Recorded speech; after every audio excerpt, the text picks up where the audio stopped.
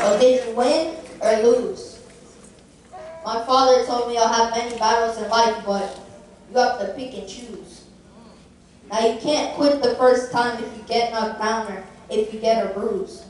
You just adjust and continue to stick and move. Now this isn't news, but some of y'all are living proof that we can survive the toughest altercations, as if you had to choose between life and death, the toughest ultimatum.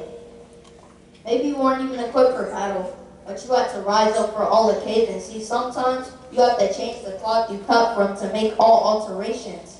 But for those of us still in the struggle, what's the purpose of your fight? Are you fighting for answers, fighting affliction, and the doctors can't find the source, battling cancer, addiction? What's the purpose of your fight?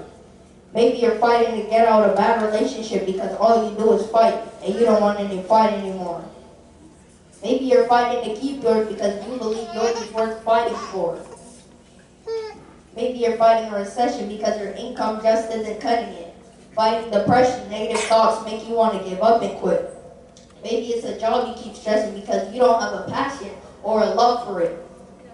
Maybe you're trying to seek lessons because life has been tough and you've had enough of it. Maybe you're fighting loneliness, fighting rejection, fighting temptation. I mean, that's something we're all wrestling. Fighting for the less fortunate, God bless them. Maybe you're fighting for justice because the news says injustice. I understand injustice because, the world is a crazy place. Maybe you're fighting overseas, trying to keep our nation safe. Maybe you're fighting for your dreams and goals, those things you can reach and pull, those aspirations in life that you can feed and full since you were about 3 or 4.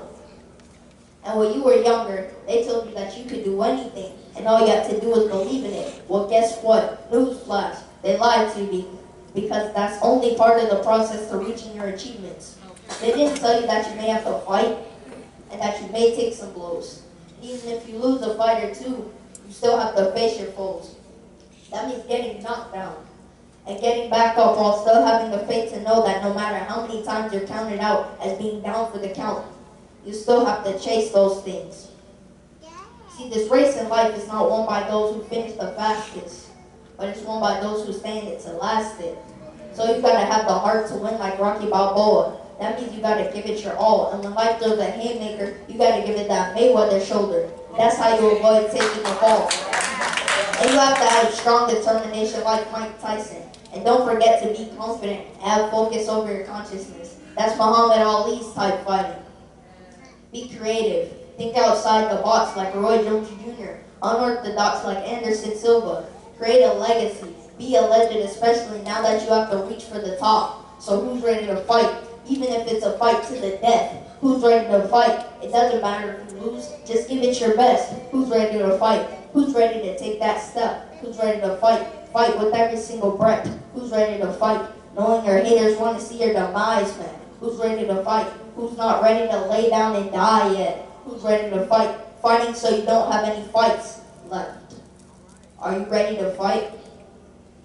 And the toughest battle you'll ever have to fight in life is between who you are now and who you want to be.